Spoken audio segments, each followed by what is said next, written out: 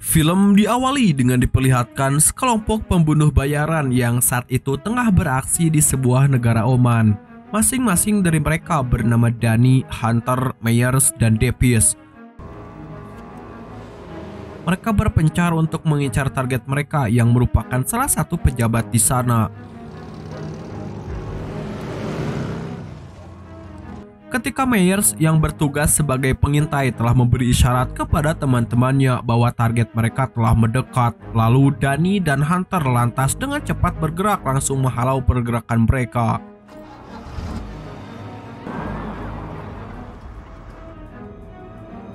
Dengan perhitungan Myers yang baik, tiba-tiba ia mengaktifkan bom yang meledakkan mobil pengawal pejabat. Kini ia menyerahkan pejabat itu kepada Danny dan Hunter yang langsung menembaki mobil anti peluru.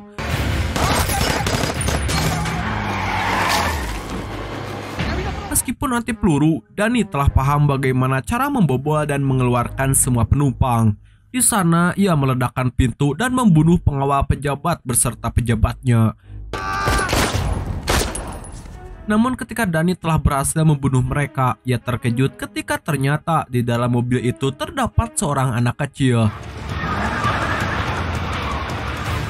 Ketika tugas mereka telah selesai dan Hunter telah menjemputnya, Danny terdiam diri. Ia lantas berkata pada teman-temannya bahwa dirinya akan memutuskan untuk berhenti sebagai pembunuh bayaran. Lalu scene berpindah pada 1 tahun kemudian di negara Australia, di mana Danny telah benar-benar berhenti sebagai pembunuh bayaran dan lebih memilih untuk mengasingkan diri. Tetapi setelah 1 tahun lamanya, ia tiba-tiba mendapat sebuah surat yang memperlihatkan foto dari Hunter sedang disekap di negara Oman. Mengetahui dan menyadari bahwa Hunter dalam bahaya, Danny pun tanpa berpikir panjang langsung pergi ke negara Oman. Di sana ia bertemu dengan salah satu agen untuk mengantarkannya ke orang yang menculik Hunter. Setibanya di tempat tersebut, Danny langsung diperiksa untuk memastikan bahwa ia tak bersenjata. Lalu Danny pun dipertemukan dengan salah satu orang yang berkuasa di sana yang bernama Sheikh. Sheikh tentu memberi ucapan selamat datang kepada Danny dan mempersilahkannya untuk duduk. Tanpa berbasa-basi, Sheikh menyatakan niatnya untuk menyewa Danny sebagai pembunuh bayaran untuk membalaskan dendamnya kepada orang-orang yang telah membunuh anaknya. Sheikh terlebih dahulu menjelaskan bahwa anaknya yang pertama yang bernama Hussein tewas dibunuh saat perang gerilya berlangsung. Diduga Hussein tewas setelah ditembak oleh salah satu agen SAS yang bernama Haris. Dan tugas Danny sekarang adalah mencari pembunuh Hussein serta dalang di balik penyerangan tersebut agar ia bisa menyelamatkan Hunter. Namun tak hanya itu, Sheikh juga menjanjikan uang sebanyak $6 juta kepada Danny apabila ia berhasil membunuh mereka. Dengan syarat ia ingin Danny merekam setiap pembunuhan tersebut dan menjadikan seolah-olah seperti kecelakaan. Danny pun paham, lalu Sheikh meminta ia untuk menyelesaikan misinya sebelum dirinya meninggal. Akhirnya Danny pun dipersilahkan menemui Hunter yang saat itu tengah berada di penjara ruang bawah tanah. Melihat keadaan Danny, Hunter lalu memeluknya dan bersyukur karena kini Danny telah berhenti menjadi pembunuh bayaran. Tetapi Danny menjelaskan jika beliau telah kembali seperti dulu, bukan tanpa alasan karena ada hal yang harus diselesaikan untuk menyelamatkan rekannya. Kemudian ia meminta segelas air minum kepada penjaga. Namun saat penjaga itu telah memberikan air minum yang Danny minta, Danny justru menyemprotkannya kepada wajah penjaga tersebut dan menghajarnya hingga tak sadarkan diri.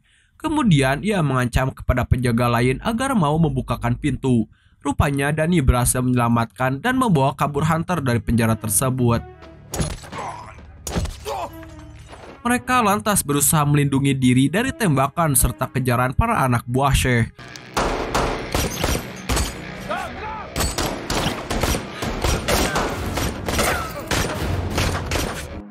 Ketika mereka tiba di pintu utama, Hunter menyuruh Danny untuk berfokus menghancurkan pintu karena ia akan melindunginya dengan cara menembaki para anak buah Sheikh.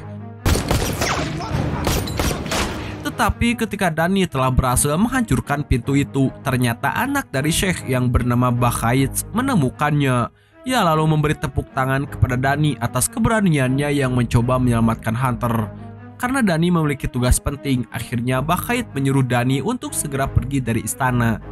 Lalu Danny memutuskan pergi ke Inggris untuk bertemu dengan rekan-rekannya itu, yaitu Depis dan Myers. Kemudian mereka bertiga bertemu di sebuah bar dan bernostalgia sembari meminum alkohol. Danny menjelaskan jika ia memiliki pekerjaan baru yang mungkin saja akan mereka berdua ambil dengan imbalan sebesar $6 juta. Danny akan memberikan 50-50 kepada mereka berdua karena ia tidak membutuhkan uang tersebut. Yang ia inginkan hanyalah menyelamatkan Hunter. Tentu saja Myers dan Depis setuju dengan hal itu.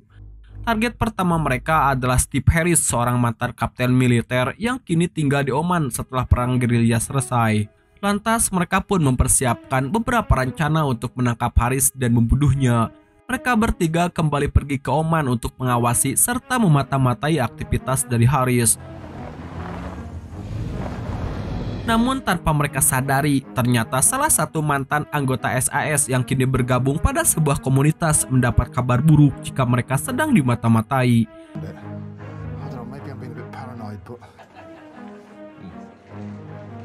Agen SAS yang bernama Spike langsung mengadakan rapat dengan anggota-anggota lain terkait penyerangan yang mungkin saja terjadi. Beberapa anggota menyarankan Spike untuk menghiraukan kabar tersebut terlebih dahulu karena mereka tak mau lagi ada pertumpahan darah. Lalu mereka menyarankan Spike agar lebih waspada dan mengamati pergerakan penyusup tersebut. Kembali kepada para pembunuh bayaran yang telah tiba di Oman, di mana mereka langsung memulai perencanaan dengan membeli beberapa peralatan pada warga lokal dan menentukan tempat yang tepat untuk menjalankan aksi mereka. Tetapi tanpa mereka sadari, mereka diawasi dan setiap aktivitasnya rupanya telah direkam oleh salah satu mata-mata SAS. Ketika mereka sedang di gurun, Myers mulai menyadari ada mata-mata yang berusaha membocorkan rencana mereka. Akhirnya mereka langsung berusaha mencari dan menangkap mata-mata tersebut.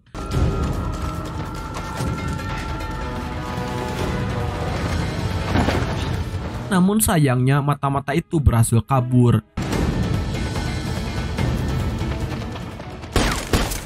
Meskipun begitu, mereka tetap pada rencana. Akhirnya Myers dan Danny langsung pergi ke kediaman Harris untuk mewawancarainya. Ketika Harris sendirian, mereka berdua tiba-tiba datang dan langsung mengikat Harris di bangku.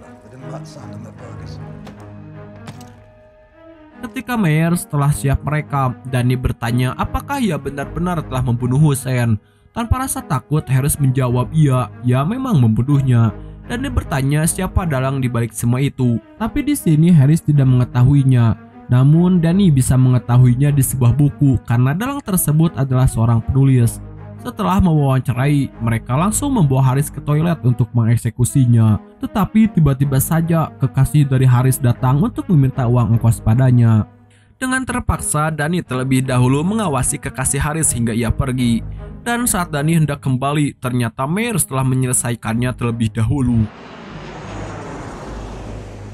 Target pertama berhasil dibunuh. Kabar tersebut langsung sampai kepada Spike yang dengan cepat kembali merapatkan pembahasan tersebut dengan anggota-anggota komunitas. Beberapa dari mereka menyarankan Spike untuk mengawasi pergerakan salah satu dari mereka karena ia yakin mereka tak bergerak sendirian. Di satu sisi, Depis yang telah diberitahu untuk memata-matai salah satu mata-mata SAS berhasil menyelesaikan tugasnya dengan baik. Ia membunuhnya saat Depis berpura-pura sebagai salah satu anggota dari mereka. Sementara itu, Danny kembali ke kediamannya mengingat kembali kekasihnya yang bernama Annie yang hingga saat ini ia masih tinggalkan.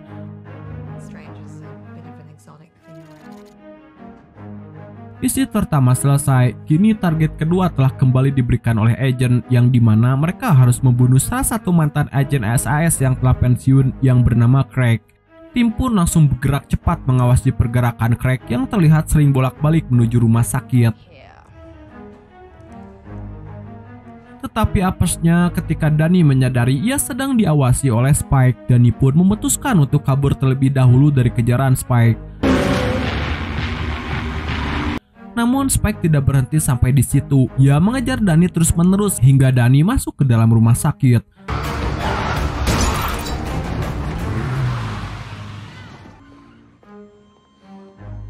Dalam berhati-hati, Spike berusaha mencari keberadaan Danny yang sedang bersembunyi. Saat Spike masuk ke dalam sebuah ruangan, ia tiba-tiba dikejutkan dengan kehadiran Danny yang langsung menyerangnya. Awalnya, Danny sempat kewalahan ketika dirinya dihajar terus-menerus oleh Spike.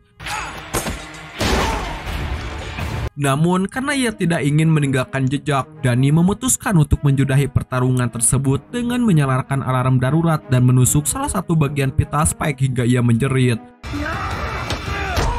Danny juga menusuk anak buah Spike dan langsung kabur dari rumah sakit tersebut. Setelah berhasil kabur, Danny langsung menghampiri rekan-rekannya untuk mempersiapkan rencana mereka, yaitu menyusup ke dalam camp SAS. Pada malam harinya, Davis dan Danny langsung bersiaga masuk ke dalam. Di sini, Davis bertugas sebagai pengawas agar Danny bisa masuk ke camp lebih mudah. Dan setelah dapat dipastikan Danny berhasil masuk ke camp lebih mudah. Sementara itu, Davis langsung pergi tanpa meninggalkan jejak sama sekali. Setelah berhasil berpura-pura, Danny kemudian berkumpul bersama anggota lain menunggu mentari pagi untuk melakukan pelatihan.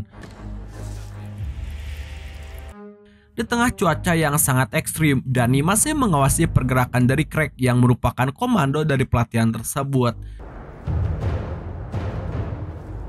Lalu saat pelatihan dimulai, Danny mengikuti kemanapun Craig pergi.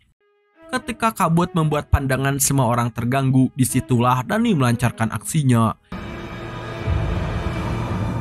Ia membunuh Craig untuk membalaskan dendam dari Sheikh. Setelah berhasil membunuh, Danny langsung pergi. Keesokan harinya, berita mengabarkan jika Craig telah tewas akibat cuaca ekstrim saat menjalani pelatihan. Kabar tersebut menjadi hal baik bagi Sheikh dan hal buruk bagi Spike, terutama anggota SAS lainnya.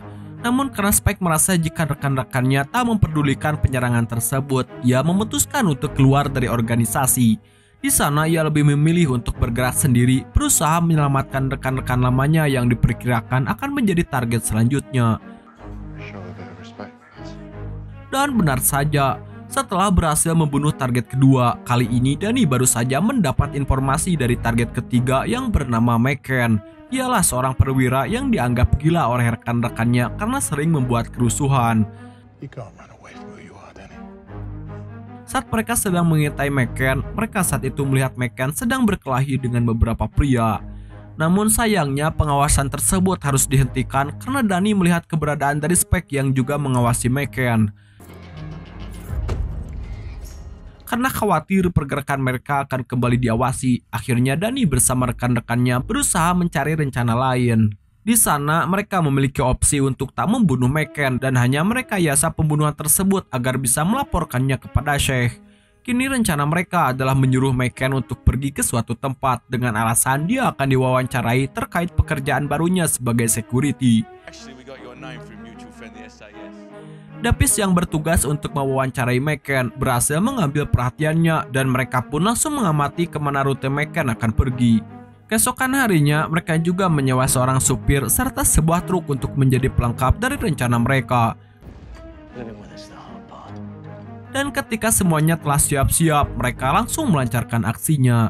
Di sini Meyer bertugas sebagai pengendali truk yang telah ia atur sedemikian rupa. Sementara Davis bertugas sebagai pengawas jalanan untuk mengarahkan kemanakah truk Meyers akan pergi. Sedangkan Danny berada di belakang Meyers untuk memastikan ia akan baik-baik saja tanpa harus was-was sedang diikuti. Ketika Davis memberitahu bahwa jarak McCann berada di 400 meter, Meyers langsung membelokkan truk agar berlawanan dengan arah McCann. Dan ketika jarak telah mencapai 100 meter, truk pun langsung memblokade jalan sehingga McCann tak sadar telah menabrak truk tersebut hingga tewas.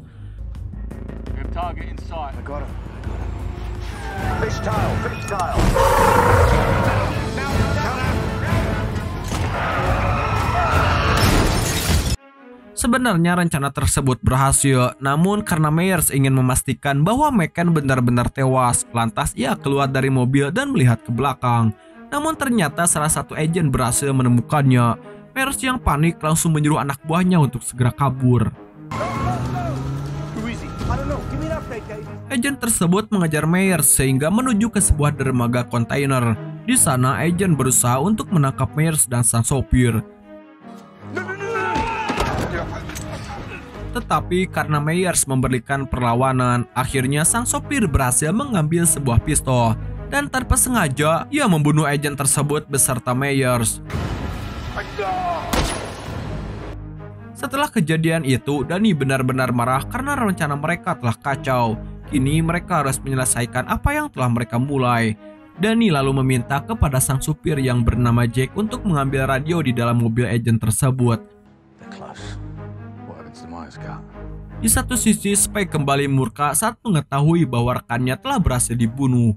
Lantas ia meminta kepada setiap mata-matanya untuk mengincar satu persatu dari pembunuh bayaran tersebut. Dan tanpa disangka, mereka berhasil menemukan keberadaan Davis yang saat itu tengah berada di sebuah hotel. Tim dari Spike pun langsung menggerebek kamar Davis dan memintanya untuk segera masuk ke dalam mobil. Davis yang pasrah hanya bisa mengikuti perintah mereka. Tetapi karena ia tidak mau tewas, akhirnya Davis melakukan perlawanan.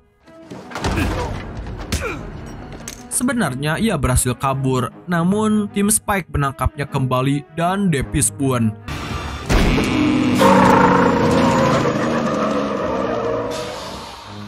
Anak buah Spike memberikan sebuah nomor kepadanya karena ia menemukan nomor tersebut dari Davis. Ketika Spike hendak kembali ke kediamannya, tiba-tiba ia dikejutkan dengan keberadaan Danny. Di sini Spike tidak menyadari jika selama ini dirinya disadap. Danny pun meminta Spike untuk menyerahkan diri karena ia tak mau membuat nama dari Spike berada di dalam daftar korban. Keesokan harinya, Danny pergi ke Oman untuk memberikan setiap barang bukti atas pembunuhan yang ia lakukan. Merasa tugasnya terselesaikan dengan baik, Sheikh memuji apa yang telah Danny lakukan. Ia pun mempersilahkan Danny untuk membawa Hunter bersamanya dan dia akan memberi Danny uang imbalan jika anak buahnya telah memeriksa setiap barang bukti. Setelah berhasil menyelamatkan Hunter, Danny langsung menghampiri kekasihnya yang telah lama ia tinggalkan. Di sana mereka melepas rindu dan Danny berjanji semuanya telah selesai. Namun di malam hari saat Danny hendak tidur, seseorang tiba-tiba menelponnya. Ternyata itu adalah Barkait. Barkait memberitahu kepada Danny jika ia memiliki tugas untuk membunuh kembali karena targetnya ternyata salah. Jika Danny tidak mau, maka ia harus dengan terpaksa melihat kekasihnya tewas. Sebagai ancaman, Barkait menaruh sebuah peluru di area leher Anne. Akhirnya dengan terpaksa, Danny mengajak Anne untuk pergi ke Paris.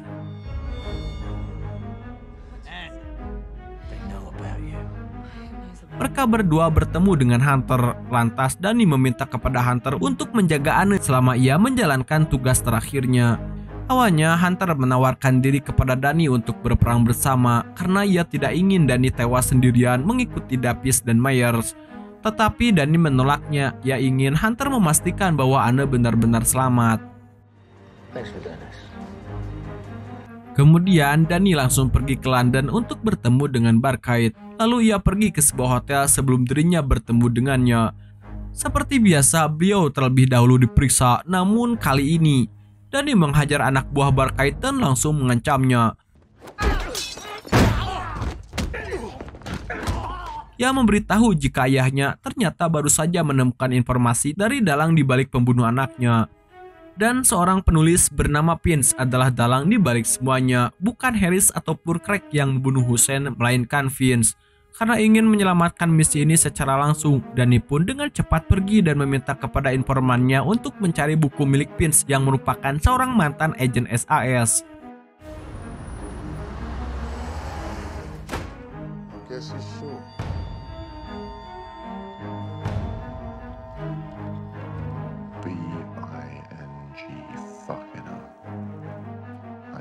Setelah berhasil mendapatkan data pribadi dari Vince, Danny yang seorang diri mulai merencanakan sesuatu. Sementara itu, di sisi lain, SAS memerintahkan kepada seluruh anak buahnya untuk berhati-hati menangkap pria yang kali ini akan mereka tangkap. Saking berbahayanya, Spike bahkan meminta kepada mereka semua untuk menghajar Danny hingga ia tak sadarkan diri. Tim pun lalu bersiap siaga melindungi Vince yang saat itu tengah berada di gedung perlindungan. Ketika tim menemukan sosok misterius yang mencurigakan, mereka saling berkomunikasi untuk memberitahu jika itu adalah Danny. Tetapi saat mereka meluncurkan peledak di daerah pintu, rupanya pria misterius itu bukanlah Danny, melainkan Jack. Danny berhasil masuk ke pintu lainnya yang langsung berhadapan dengan Vince. Vince yang panik berusaha menyelamatkan dirinya, namun sayang,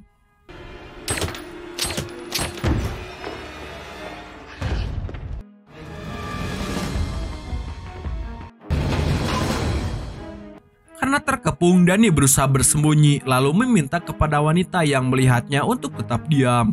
Namun ternyata wanita itu berteriak yang menyebabkan Danny akhirnya tertangkap. Danny lantas dibawa ke sebuah ruangan dan diinterogasi oleh Spike.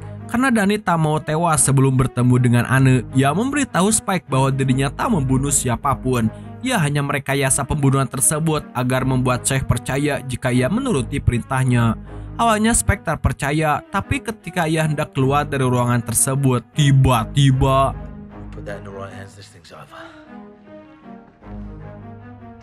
seorang agen pengkhianat menodongkan senjata padanya. Akhirnya Spike dan Danny menjadi tawanan dirinya. Lantas ia ingin Danny memberikan setiap bukti dari pembunuhan yang telah dirinya buat. Tapi tiba-tiba Danny mendorong pria tersebut dan menghajarnya sebisa mungkin. Danny juga berusaha menghentikan Spike yang ingin mengambil barang bukti itu. Ketika Spike berhasil membunuh agen itu, Danny berhasil melarikan diri setelah ia melompat melalui jendela. Sementara itu, Anne yang merupakan target dari SAS berhasil dilindungi oleh Hunter ketika ia hendak dibunuh saat perjalanan menuju kereta.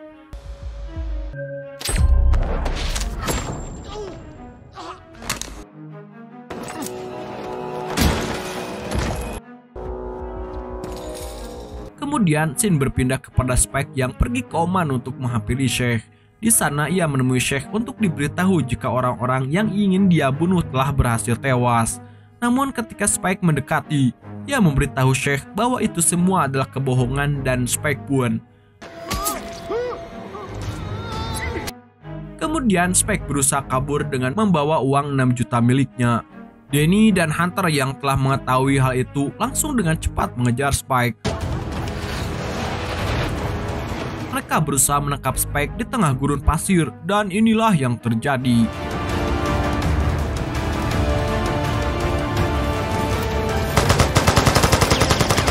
Mereka berhasil menembak ban mobil Spike yang membuatnya terhenti. Karena tak ingin lagi membunuh, Danny hanya menyuruh Hunter untuk mengambil uang tersebut dan mempersilahkan Spike untuk melanjutkan hidupnya. Mereka berdua lalu pergi meninggalkan Spike di tengah gurun pasir. Di akhir film, Danny pun menghampiri Anne yang saat itu tengah berjalan sendirian. Kini Danny bisa merasakan cinta di balik kolor tanpa gangguan dari siapapun.